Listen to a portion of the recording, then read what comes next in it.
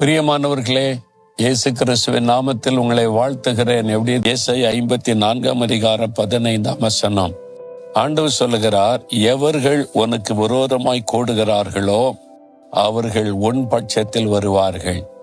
என் மகனே, என் மகளே, உனக்கு விரோதமாய் கூடுகிற ஒரு கூட்டம் இருக்கிறாரு.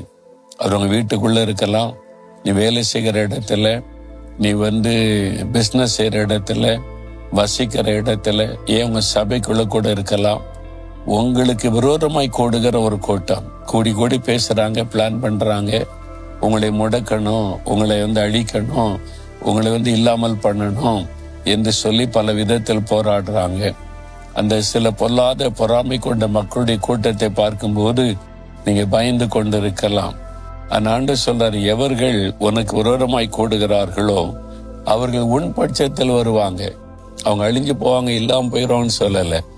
ஆண்டவர் எப்படி ரிவர்ஸ் ஆக்குகிறார், அவங்க உன் பட்சத்தமாய் வந்துருவாங்க, உனக்கு பாதுகாப்பா துணையா ஆதரவா வந்துருவாங்க அப்படின்னு சொல்லி. அது ஒரு பெரிய ஆசீர்வாதம் தானே.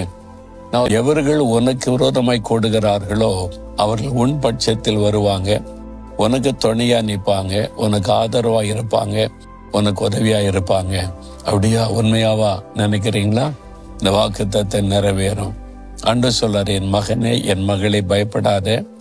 எவர்கள் உனக்கு விரோதமாய் எழும்பி உனக்கு விரோதமாய் சதி திட்டம் பண்ணி உன்னை அழிச்சிடணும், கவுத்தரணும், முடைக்கணும்னு நினைக்கிறாங்களோ அதே ஆட்கள் உன் பட்சமாய் திரும்புவாங்க, உனக்கு ஆதரவா மாறுவாங்க.